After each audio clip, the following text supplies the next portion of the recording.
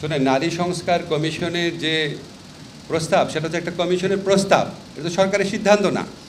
ঠিক আছে, আমাদের যতগুলা সংস্কার কমিশন হয়েছে সবগুলোর ব্যাপারেই কিছু না কিছু ক্ষেত্রে ভিন্নমত এসেছে।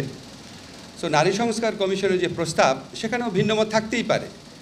অধিকাংশ ক্ষেত্রে ভিন্নমত শালীনভাবে প্রকাশ করা হয়েছে, কিন্তু কিছু ক্ষেত্রে অত্যন্ত বিদ্বেষমূলক, আক্রমণাত্মক এবং নারী শুধু না, মানে পুরা জাতির প্রতি অবমাননাকরভাবে প্রতিক্রিয়া ব্যক্ত করা হয়েছে।